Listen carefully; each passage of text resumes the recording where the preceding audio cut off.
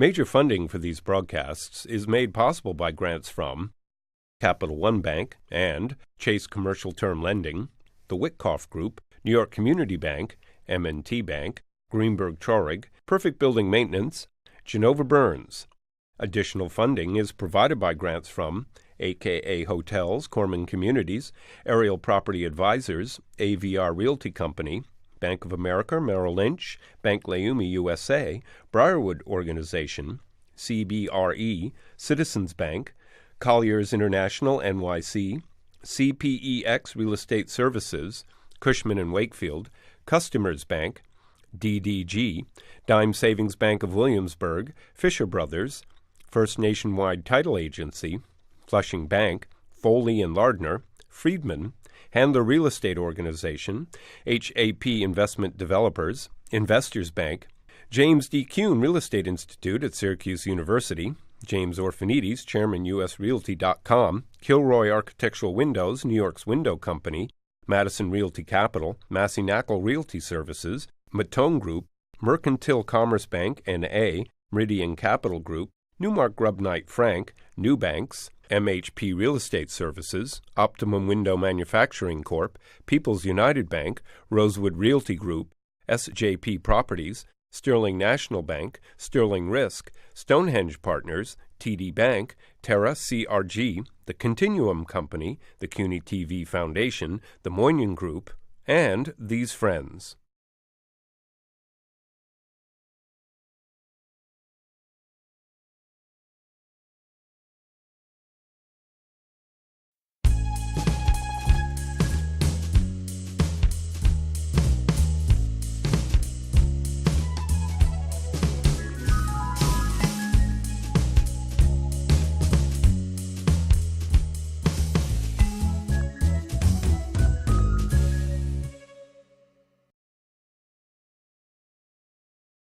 I believe it was Newark, then Canada, then Newark, then Florida. Yeah, that's true. Brooklyn Law School. Yeah. I'm getting involved with an insurance company. I'm going to adjust properties. Nah, I'm going to get involved with another insurance company. One day, maybe I'll take a car ride with this guy. I'll get involved with him. MultiPlan. I don't know. Yeah. And then, look, let me be an advisor. But how many people have I had on my show who are pastrami kings, tasters of pastrami? Yeah. I have my friend, the legendary Harvey Sigelbaum, here today. Thank you for being here. Michael, a pleasure. So tell me about great Zeta and Bubba.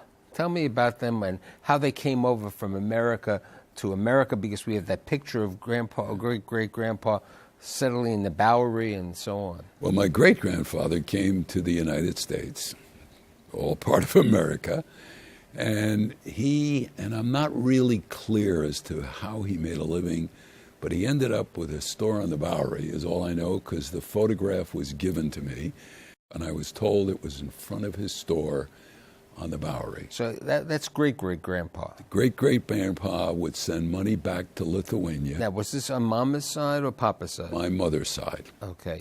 The Taylor side. The Taylor side. Correct. The vest people and the Taylor side. Yep. He sent money, which is why I like to wear a vest. My grandfather was a vest maker. So my great-great-grandfather would send money home to Lithuania. And ultimately, two of his daughters, which would be my great-aunts, married men who were in the clothing business in Toronto. They sent for their baby brother, who is my grandfather, and that's how he ended up in Toronto. So that's that side. My grandmother came over from Poland, a small town called Dalashica, outside of Warsaw, and she came basically as somebody's maid, which was a way that they could pay for their passage to Canada or the United States in this case. So how did they meet? I'm not clear, but they did meet. You think it was a shidduch? Probably in Toronto. And they were married, and as I showed you, I had the mortgage on their first home they bought together, $3,500 for a beautiful Victorian home that still stands. And we have that picture also, right. which we will put right in Toronto, just about a half a block below the University of Toronto. So now let's go to your parents. Yeah. Your dad was raised where? My father was raised in Bessarabia, a small little village that's on, I believe, the Dnieper River. And back in those days, Bessarabia was going back and forth. It was part of the Ottoman Empire. It was part of the Austro-Hungarian Empire. It was part of Romania. It was part of Russia. So how did he come over from all of these? Well, when Russia took it over, they wanted him to go into the army for 20 years, which is a good reason to leave. So he left. I never learned how he made his way to America. All I know from bits and pieces that it took him almost a year. I think he arrived like in 1919, you said? About 1919. Why he went to Newark as opposed to New York, I don't know. He did go through Ellis Island, and he did eventually make it to Newark. He had no relatives. How did your dad, who's in Newark at this time, Yeah. and your mom, whose family with the Taylors and the Vest people in Canada, meet? I mean, this was a bi-coastal... Well, it was a shidduch, because my father waited a long time before he got married. He was saying, get married, you're getting too old, right? He was 20-year already, difference. I think he was already in his 40s, and all of the women that he knew would hock him a chinik. And it was a Mrs. Markowitz, as I understand, who said, I know a girl for you, and sent him up to Toronto. She knew my grandparents. And he went up to Toronto and he courted my mother, and they were married in Toronto. Your father comes back to New York. Brings her back to Newark. He comes back to Newark. Yeah. And your father was an entrepreneur, let's say. He was an entrepreneur. Okay, yeah. Tully was a true entrepreneur. He was. I mean, he had a hotel originally, right? He had a hotel. He worked himself up from basically a pushcart operator to owning a small hotel where, by the way, Bud Abbott stayed, because Newark was a big burlesque town. They had the Empire Burlesque. At one time, they had Minsky's. New York and they even had they had Yiddish theater over there. They had Yiddish theater, and he had a kosher restaurant right near the Yiddish theater. So Papa's in the hotel business, the restaurant business, the kosher Romanian steak business. Right. He's also in the bar business, you know. Ultimately, it all morphed into the bar business. From all of this, the neighborhoods were changing. He had a bar, and I remember it so clearly, called the Dugout on Belmont Avenue. And the best part of that story is that Sarah Vaughan, who lived in Newark, was a kid, and she would come by, and everybody knew my father as Tully. That was a short version of his Hebrew name. He was Naphtali was his name. He went by Nathan to some, but it was Naphtali, and everybody knew him as Tully. And everybody, I think she might have called him Mr. Tully, you know. Right.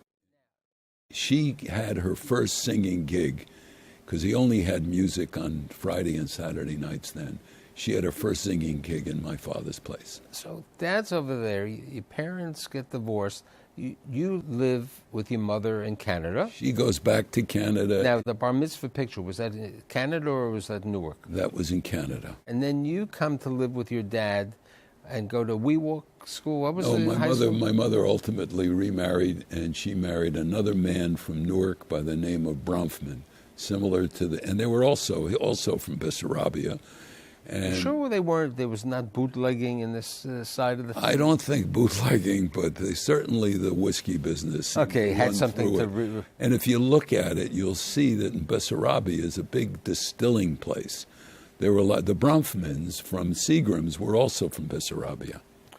So you're in Newark. Your mother's now in Newark also because she got remarried to Mr. Bronfman over there. And you go to high school over there. And then you said you were going to possibly go to Emerson College? No, up in Boston. Right, Emerson College. But then the kid who grew up, who worked as a lifeguard and a variety of other things. We have some of those photos. American Shops, that was one of my favorite jobs. What was a big clothing store chain in Newark. And they had all the baseball players. I was just complaining recently that I used to work there, and they had all the ball players as a way to bring in those days, ball players didn't make a lot of money. Joe DiMaggio was there. Phil Rizzuto was the guy that was bringing them all in, and Roy Campanella, and they would all come in as a way to lure customers into the store. And I was a kid, and I'd sometimes even go to lunch with them, but I never asked for autographs, and I never asked for photos. I remember I brought my mother down, and I had a photo of her with Joe DiMaggio, but I can't find it. So as opposed to Emerson, you decide to go down to University of Last Miami. minute, one of my buddies from high school was telling me all about the University of Miami. What was his name? I remember. Jay Tabachnik. Right. Jay.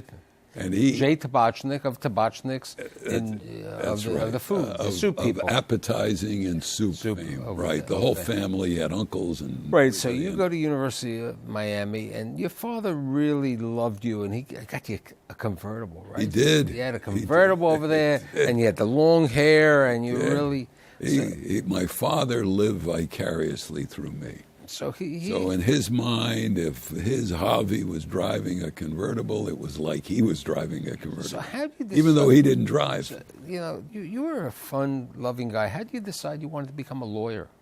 I mean, you graduated University of Miami, then you went to Brooklyn Law School. Yeah. How did you get into... Good question.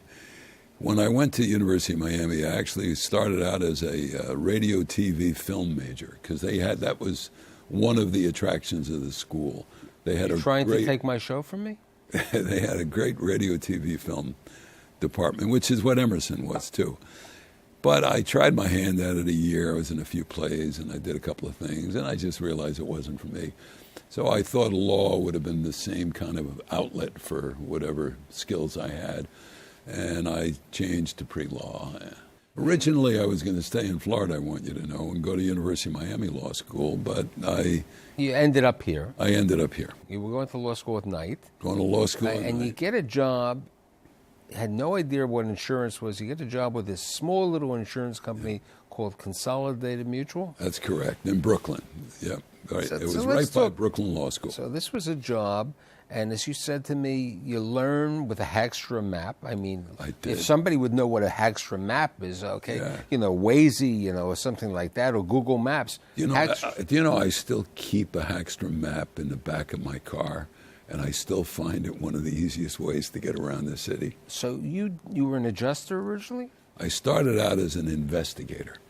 $75 a week, $18.75 car allowance, and Polaroid camera and all the Polaroid film that you need.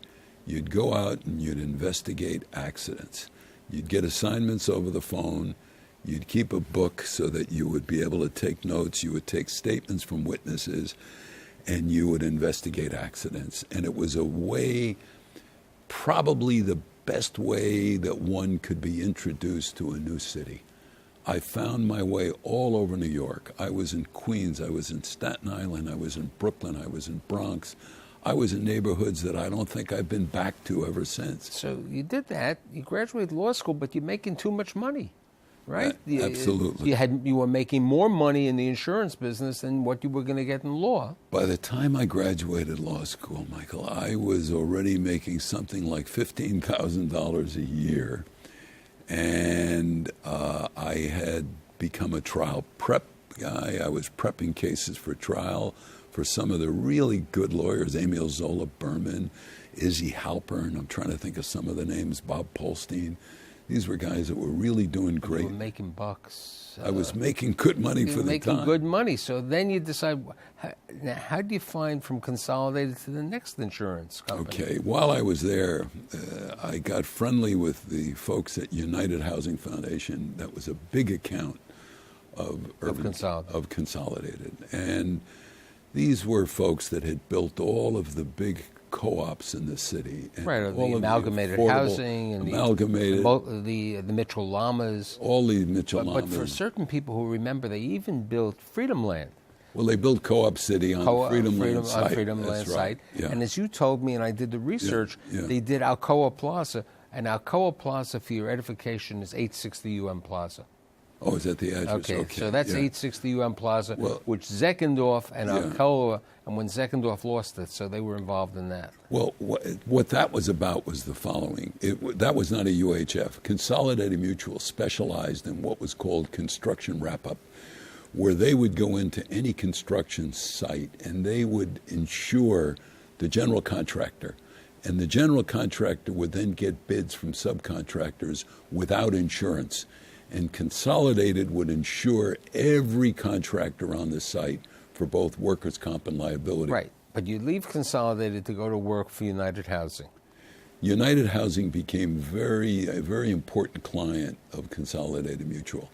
And what they wanted to do was start their own insurance company, which they did with Consolidated, called Community Insurance Company, a direct writer of auto homeowners insurance that would be a company that focused only on co-ops and co-op residents, the shareholder co-op of the co-ops. And they started the company, and I was working with them on it at Consolidated Mutual. But a lot of the brokers that were the traditional brokers for Consolidated Mutual didn't like the idea that Consolidated was competing with them with a direct writing affiliate or subordinate subsidiary. So they insisted that they spin it off. And United Housing Foundation had to find another home for it. And there was a gentleman by the name of Sidney Viorst that was behind all of this. And Harold Ostroff was the head of United Housing Foundation. Well, they did find a private person that was willing to buy Community Insurance Company.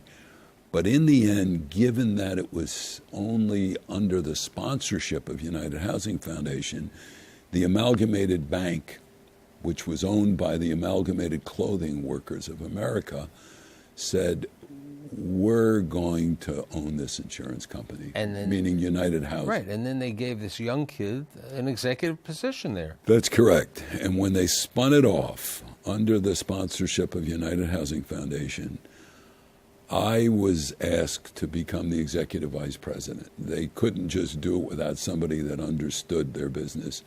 And I was only about, 27, 28? Even younger than that. I might have been only 25. So you're at Amalgamated House at this insurance. I passed the bar right. and all that. So you over there, and then what happens one day?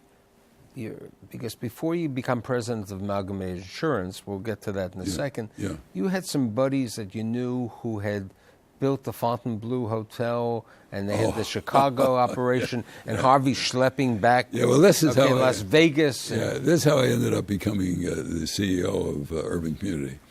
So there I was at Urban Community, and it was a nice little auto company. I really enjoyed it. We were doing a great job. We were covering all the people living in co-ops. But I had a friend in college whose father was in the building business, and he built the Fontainebleau and he built Eaton Rock. You're absolutely correct. A guy named Maury Mason. And decided that he would go out to Las Vegas, and he built the MGM Grand, I think, with Kerkorian.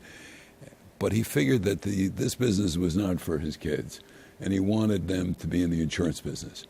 And they had a lawyer named Barry Silverman, who was also a dear friend of mine, that went to Miami. And they all decided that the only way that they were going to learn the business is with somebody like myself who they could trust, who would teach them the business. So I became the CEO of the Institutional Insurance Company of America in Chicago.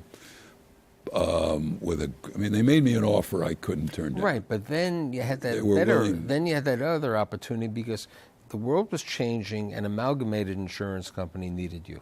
Well, we can't get there yet because what happened was after I was commuting to Chicago, I didn't move there.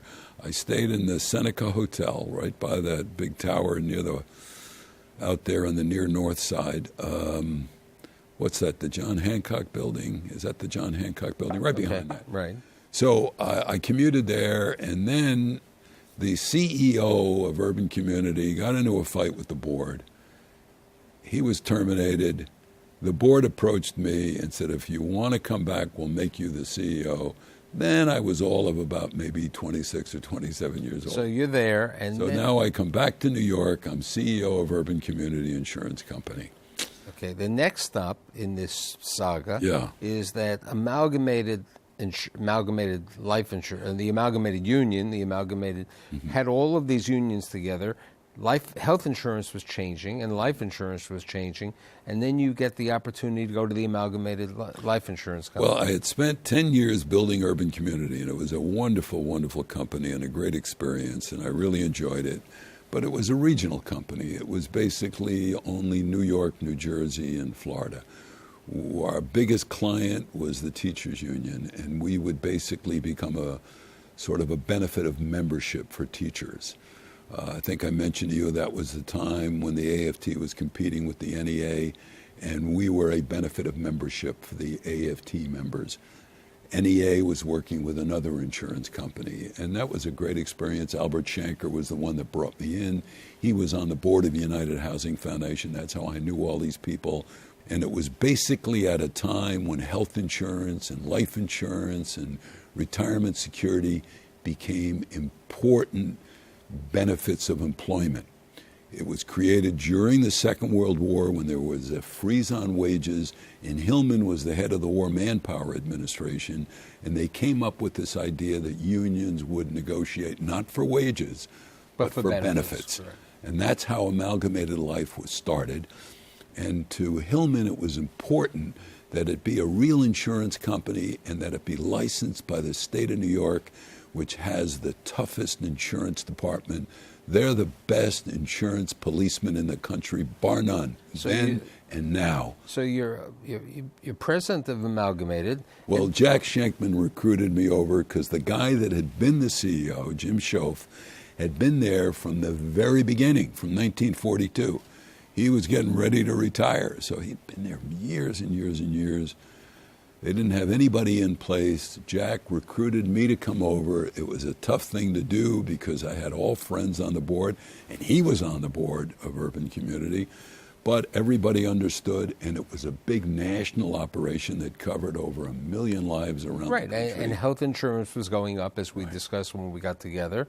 And, you know, there was major medical, and then it's the 90s, and there's a lot of things happening on. But before that, when you were at Amalgamated, one day you met this guy, Don Rubin. Because it's an interesting story with the car rides. Tell me how you met Don and the car rides. Came later. What had happened was when I came over to Amalgamated, I was there a year or two, and I had a little bit of buyer's remorse because it was kind of, while we were a national operation, it wasn't that exciting. Automobile insurance was more exciting because there I was. I sort of was involved in all aspects of it. We had court cases. We had drama. We had phone calls to me from judges to settle cases. It was kind of fun and exciting, even though it wasn't that big. Amalgamated was very big, but it was kind of staid. It was like a big claims office back in the late 70s. So you meet Donald. How did you meet this? Here's how that happened. One day, a call comes in to the president of the company, the CEO, and I take the call, as I took all calls that would come in, and it's the president of a hospital in Brooklyn. And he wants to know why the bill is not getting paid. And he's told, go right to the president. That's how he operated. So I said, well, we've got a pretty big office with thousands of claims coming in every day. I'm going to look into it and get back to you. So I looked for our claims manager, Lenny Naiman, and I asked Lenny, could you tell me what this is about? Lenny had been there, by the way, for maybe 30 years. He knew everything. Lenny came in and he said, well, this particular local union that we administer the benefits for has a contract with a guy named Don Rubin where they get discounts. And that's why the bill's not paid. So when I tell the guy on the phone, I'm sorry, this is something under the auspices of MultiPlan, I mention the name Don Rubin, this guy starts cursing at Don Rubin over the phone. So I said, let me look in to see if I can get this matter resolved for you. And I think to myself, boy, this guy Don Rubin, he must be an interesting guy. And I look him up in order to resolve the claim. Get to meet Don. Turns out we lived in the same neighborhood. And after a while, Don and I became friends. He would drive me to work every day. For what, about 12 years or something? Oh, it was about 12 years. Right. Yeah, maybe even more than right. that. So after 17 years with Amalgamated, Yeah. Don's company is growing, and you have the opportunity, I think it's 1994. It's around 1994. That's 1994, Yeah. the world of HMOs are changing, negotiation, Yep. okay? And what happens is Don offers you the opportunity to become the co-CEO with him Right. of MultiPlan. Right. Over the next 10 years, I think it was. 10 or 11. Yeah, 10 or but- 11 yeah, years, yeah. you and Don really grow the business. Yeah. And then you sell the business originally through General Atlantic. And then Well, they became our partners, and then we sold to the Carlyle. right, the Carlyle Group over there. And then after that, over the last couple of years, after you know, the non-compete and everything, you've been an advisor to the Riverside companies. Right, senior advisor at Riverside. Their first senior advisor. They Right, had- the senior advisor specializing in healthcare. Correct. But, you know, some of the things which are interesting is you have a wonderful family who many of them came to be with you Yeah, today. I do. So, That's the most important part of my whole life. Exactly right. So what's the cat? Lulu. Lulu. Okay, Barbara. Barbara and I will be together 38 years this summer. Okay, so now you have to tell me the name of the children and the grandchildren. It's a test, Harvey. I've got 4 wonderful children. My oldest daughter is Jane. She lives out in East Hampton, Sag Harbor. She has 2 sons, Gus and Danny. Then comes my son, Jeff. And so Jeff and Rosemary have 4 boys within 4.5 years. And the names? Calvin's number 1. Malcolm is number 2. Douglas is number 3. And Gregory is number 4. Then my daughter, Jill, is married to Jamie, a gentleman from Britain. They have the son, Jack. And they have a daughter, Julie, my only granddaughter, Julie. And then? And then my baby, Jessica. Oh, by the way, Jill is considered my senior baby. And when you meet Jessica, you'll see Jessica and Jill. They look just like almost twin sisters. And, you know, one thing that I'll tell, which is important, Yeah. you were on one of the TV shows judging the pastrami contest, right? Yeah, I like my food. So, but I'm a big fan of deli food ever since I was a kid. Right, and we have a picture of you and the late Lee Wall from the Second Avenue. Abe and I were good buddies. Whenever I worked late, because my office was at 770 Broadway in my Amalgamated Life days, and I even moved Urban Community over there. You moved it so you could be near the deli. So I could be near the deli. And I've been going to the deli since it opened. So I came to New York in 1958. I think the deli opened just a few years before that. So And what I've I'm going to say is, you know, for the kid who could have, you know, you could have been with Tully, you know, been a nightclub entertainer. You've been a mecca in the insurance business. You are Mr. Healthcare, and more important, you're a friend of mine. And thanks for being here today.